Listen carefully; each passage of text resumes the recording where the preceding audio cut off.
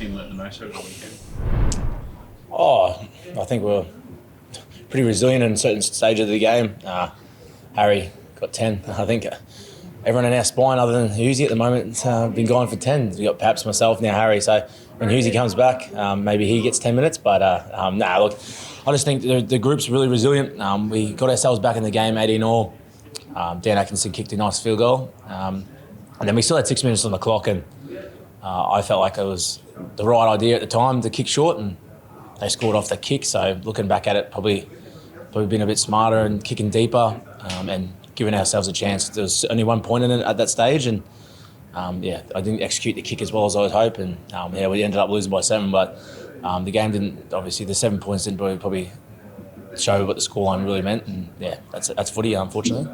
Obviously, a lot of talk around Harry's sin binning. Do you think the league made the right decision, though, or do you think that's the right way to go about things in the future?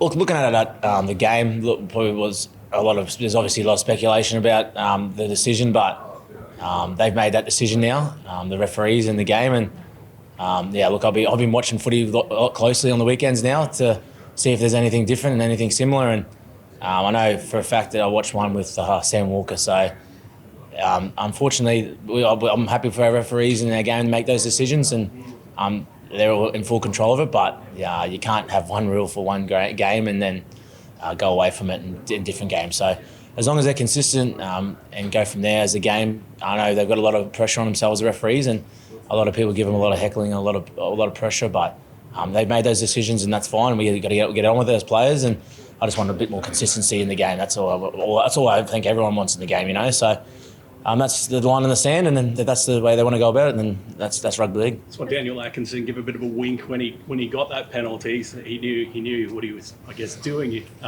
you think halfbacks or kickers will try and exploit that a little bit to try and draw a penalty and a sin bin? Oh, look, it's a hard one. We looked at the clip with Harry and as a group, and it didn't look ideal. I think if Harry had his time back over again, he may have probably watched where he was going.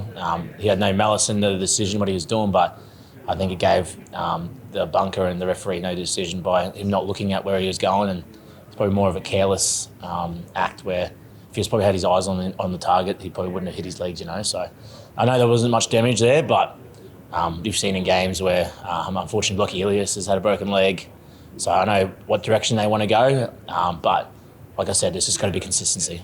Did you feel like, as a kicker yourself, that they'd already probably gone far enough in terms of outlawing sort of, any contact, but this kind of maybe is a bit too far, like a glancing, innocuous contact leads to a sin bin? Yeah, look, it's like I said, I was probably shocked at the time because of how much impact or how much force Harry did, which wasn't much force, but I see where the referees in the game are going with it. They want to protect their players, and it's no different to someone skimming someone's head, everyone's got a brain, and no one wants to get hit in the head, so it's a similar thing.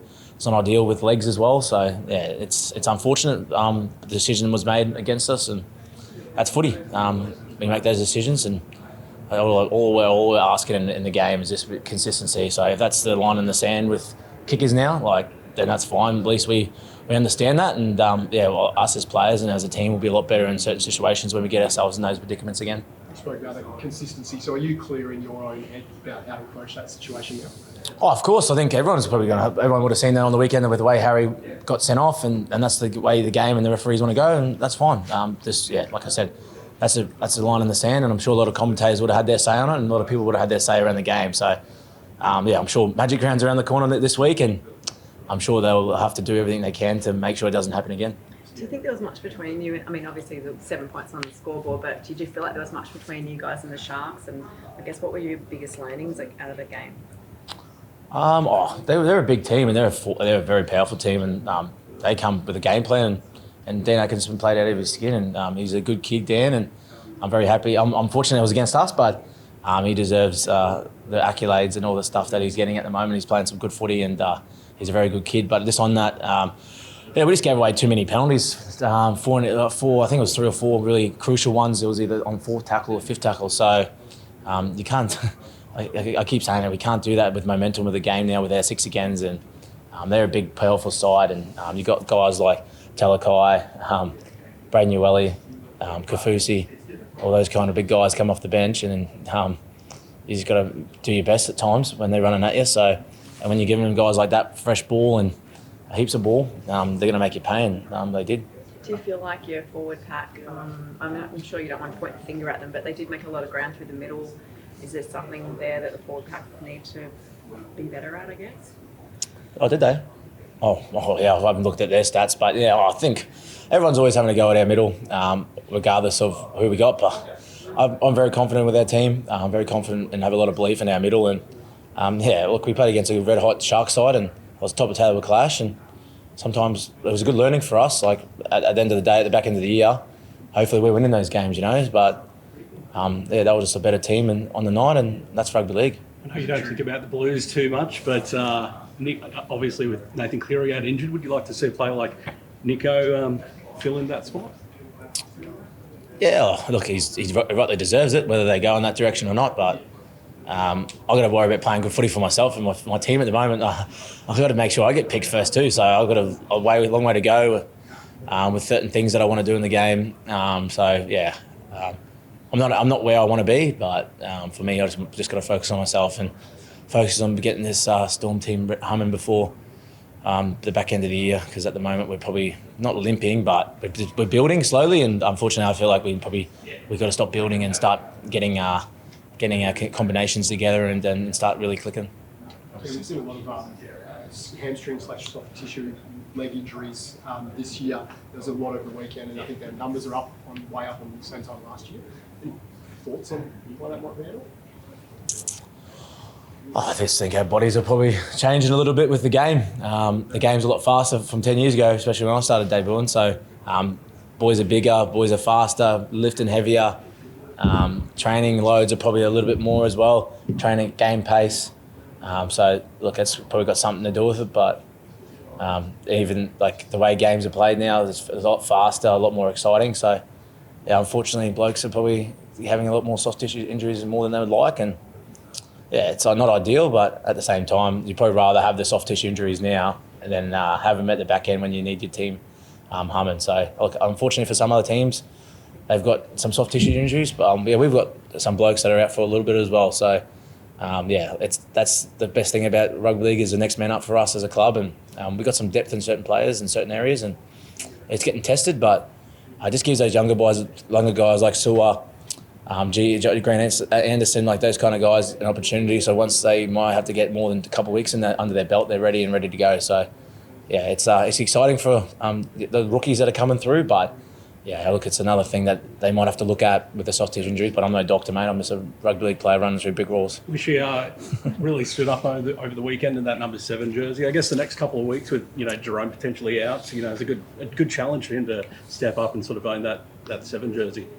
Yeah, he played well, didn't he? We all know as a club he's got potential to do that all the time, and yeah, I'm very happy the way he played. Hopefully he doesn't do that each and every week. Might end up stealing my position. So, but look, I'm really excited to see where me and Wishy can get together and get that combination going for the next 2 or 3 weeks. And how much convincing did you give Coach Bellamy to sign on? I heard you get some good motivation potentially. I don't know how much motivation or how much he actually listens to me, but yes, it was a nice thing hearing in the media again that obviously I had a bit of a say to him. But yeah, I love being coached by him. I still feel like he's got a lot to give to the game, and you see obviously Wayne with how he's been going with the South, with Dolphins, and just the record he's got. I feel like Craig's still got a lot to give as well. So yeah, look for us. I know he's got a lot of development left in him with the boys that are coming through, and you just see the guys like Josh King and Trent Liero and a couple of those younger boys in the middle that are really getting a little bit more joy and a little bit more experience, and they're starting to develop really well. So that's all on Bellyache, and I'm sure they'll get more out of him in the next couple of years if he decides to stay more. The Eels are coming off a loss, but they're always a bit of a handful, and maybe having Mitch Moses back. What are you expecting? Oh, yeah, expecting a really resilient, hungry Parramatta Eels side. We always have a big clash and good clashes against them, and Yeah, they've had a bit of a hoodoo on us at certain stages of our careers, and I know the last probably couple of years they've beaten us. So yeah, look, it's an interesting one. We've come off a loss as well, so we'll be very hungry and really focused on this week and preparing the best we can. Because when you go to Brisbane Magic Round, it's always a great spectacle, and I'm really excited to see where we can do and hopefully get our confidence and our cohesion back. I guess with Cleary out, Mitch is in the talk to come into the side. So if he plays in this, have a point to prove. So you want to watch, I guess. Yeah, look, I don't know what's happened with obviously Mitch Moses. I know there's obviously speculation about him coming back, but yeah, we planned all week against Nico, and Nico didn't play, and then Dan had a blinder. So yeah, I'm just gonna just focus on myself and my own preparation, and if Mitch plays, Mitch plays, but they've got a pretty talented outfit, so I won't be putting all my eggs in one basket worrying about Mitch Moses, unfortunately.